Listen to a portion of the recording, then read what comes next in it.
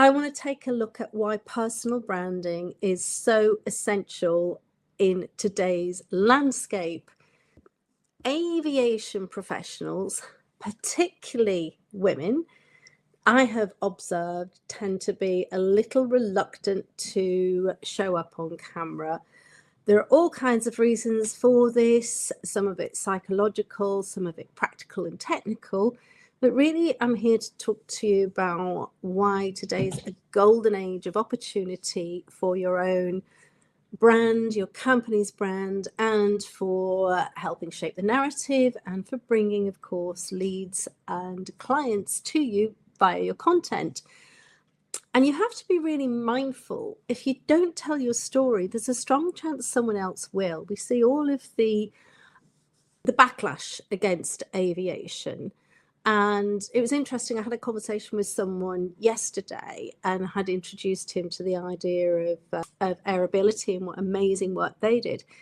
And he didn't even realize half of the things that are going on behind the scenes. And the big narrative at the moment, of course, is sustainable aviation. I want to bring to the stage a very important conversation that I had last year at SAF Investor. And take a look at this.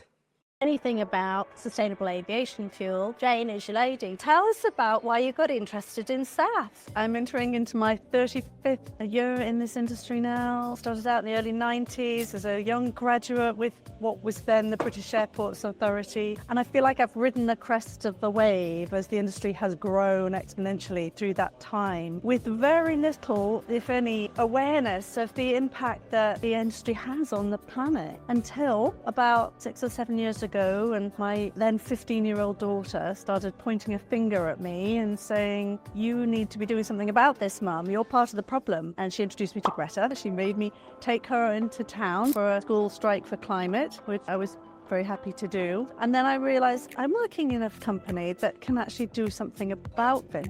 My company's ICF, largest global consulting firm that many people have never heard of, but we have deep sector expertise in aviation. And I started discovering I can do something about this here. Move forward 5 or 6 years and we have created world-leading teams in sustainable aviation fuel. And you now moved on to this sector, which you believe is part of the solution to decarbonising aviation as a whole. Well, we're moving into the third era of aviation. We started out in the piston era, we moved into the jet era where we are now, and now we're moving into the era of new tech. It's that momentous, and I really do feel that this sector is very exciting as part of the overall solution. Fueling thought here. Thank you so much. Great pleasure. Thank you. There you see, that's Jane Thompson really outlining some of the great work that is available. It's possible. She's also referencing Greta Thunberg, who of course is, we know her strong opinions on aviation and where it fits in the sustainability landscape. However, what Jane's giving you is a really strong piece of thought leadership. She's giving you a different point of view, a different perspective, and a different narrative. And I think she comes across so well on there. And it's a really, content like this is content that can help the know, like, and trust factor, and also to offer that different perspective. And also, let's talk about, and keep watching, and we'll talk about mistakes a little later, but I really want to bring your attention to why personal branding is no longer optional, and particularly on this platform, LinkedIn. It's not TikTok, it's not Instagram, it's not YouTube, it's not Facebook.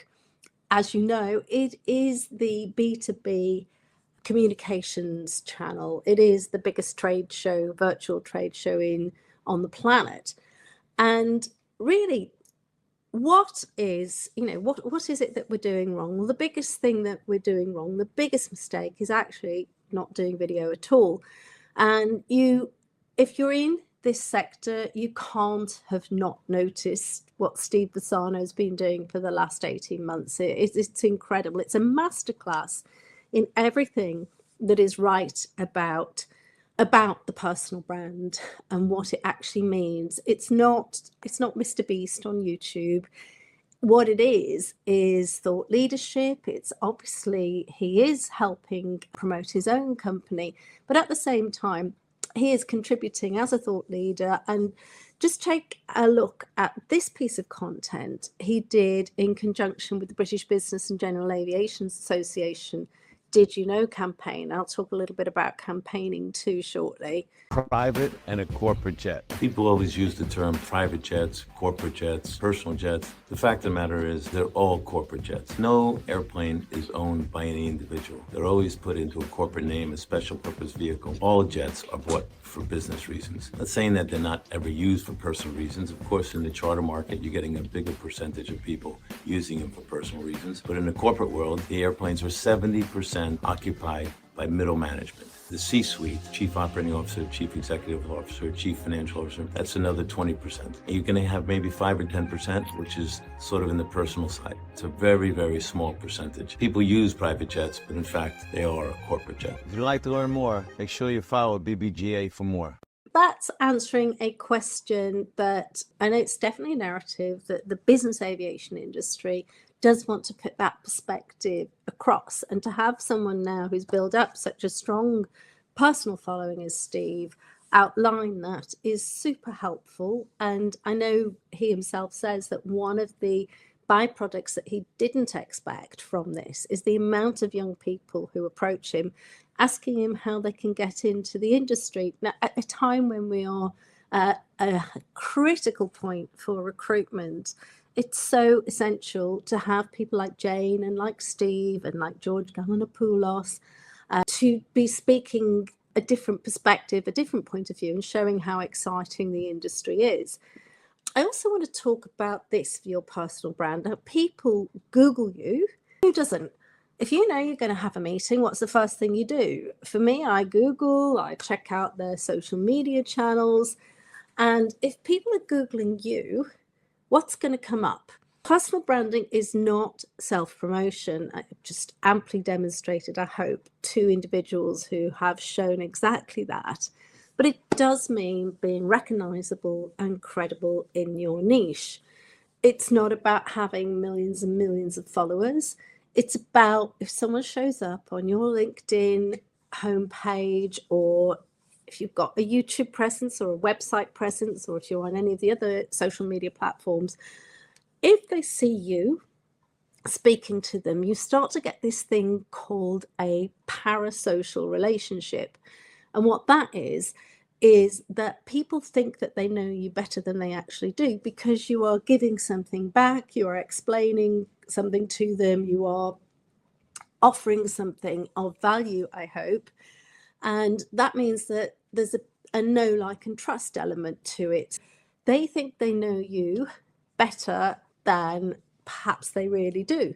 And it's super helpful to go out into a networking event or a place, because people do, I find much more people now approach me than ever used to, simply because I'm showing up here regularly, and it's really, really essential and valuable. What's one thing you would like to be known for in aviation? I'd love to hear. Drop it in the comments, whether you're watching this or the replay.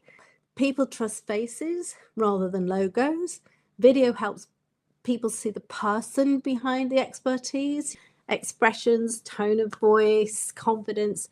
And I just really want to show you something, an experiment that I tried last week following the fabulous Corporate Jet Investor Conference, where I ran a workshop for some of the women present in the Women in Business Aviation event.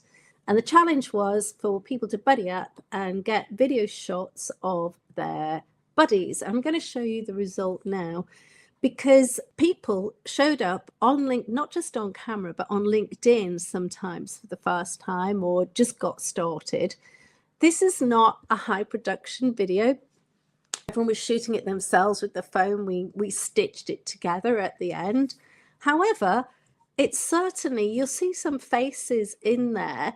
And if you don't know the women in the industry, I tagged several of them afterwards in a post. But look at this for a powerful demonstration of some really, these women are lawyers, thought leaders, CEOs, strategists of big multinational corporations, bankers, communicators, aircraft salespeople. Amazing, amazing women. Take a look at these. Well, I say take a look at these. Do you know what? I'm going to put a link in the comments below to that video. For some reason, it's not playing. There you go. Again, it's not the end of the world. Glitches. I've had a cat. This time the video wouldn't play, although it did play earlier. Who knows? Not the end of the world. I'm human. It's mistakes. Let's take a look at some of the mistakes that you might be making and think about how to address them and change that. Mistake number one, wait till you feel ready. My friends, that day will not come. I guarantee it. The first time I was on camera, the first couple of times for work, one of them was years ago for Channel 4, who for some reason they'd found me in a magazine and wanted me to comment on airline safety for some kind of, was it world's biggest aircraft disasters or some such nonsense. Not that that's nonsense, but it was a shock horror probe film. They asked me to be in it. I have black hair and a blue suit, and sometimes I still get friends going, "Hey, you were on that program," and I remember being very self-conscious about that. And then shortly afterwards doing some video at the MEBA show, and it took about 20 takes. I couldn't remember my words, and I've seen that with people who I work with regularly. It's just a bit of a learning curve, that's all. You know, and now when the cat runs across the screen, or somehow the software doesn't work, or I don't know, it's my turn to do my videos at the very end of a busy event and I need to do some intro and outro. It is what it is. The point of it is that I'm showing up and ideally offering something of value to people who resonate with me and I resonate with. So mistake number two, thinking that it's self-promotion. It really isn't. It's not an egotistical thing. Note the cat in the video that didn't play. And if you do happen to see me wandering around with clients, it's enough that I remember to put my lipstick on. It's really about what service, how am I helping someone tell their story? And then the upside of that is, of course, when I'm showing up, people get to know me. And another interesting thing too, for those of you who are keen on your lead gen, is that equally as important as attracting people who might think this is great, we want to work with you, is putting off the people for whom they would never, ever want to work with me. They find me like Marmite. They either love me or hate me. Plenty of neutral as well. I have no pretensions to be that big of a deal, but there are plenty of people out there who think, oh my God, I wouldn't work with her in a million years. Great, because now you've seen me. Then you're going, right, I'm not even going to bother picking up the phone and talking to you. You have X, Y, and Z that I don't want. And then equally, when the people who look at me and think, do you know what? She seems like she could really be helpful. You already got a sense of who I am. And for me, that's what I always look. If there's someone who's posted a video on their website and I can get an idea of what that person is like, it makes everything else so much easier, because there's some kind of intangible energy there that really helps to solidify that connection, in my experience. That is a very useful aspect of this. And then lastly, it's posting once and expecting instant results. It doesn't work like that. Even if the algorithm favors you when you start posting, which it will, by the way, if you are a new content creator posting video, guarantee you will get a lot of positive attention. You'll be shown to your network and it'll be amazing. When you post regularly, like I do, sometimes it hits, sometimes it doesn't. But the point is just showing up and seeing what it is that people are finding most helpful, which is great because that helps me adapt and deliver a service. And my clients see that too. What else? Yes, if you record a 30-second clip, say sharing one aviation insight and post it this week, do that, tag me, and I'd love to support you. Definitely, if you've tagged me and I see that you're doing it, I promise I will come back and get some engagement. I'm sure I won't be the only one too if you're new to this. Then lastly, why do I do this? Well, number one, I'd like lots of you to be posting video. It really is fantastic. As an industry, we need to be doing this more.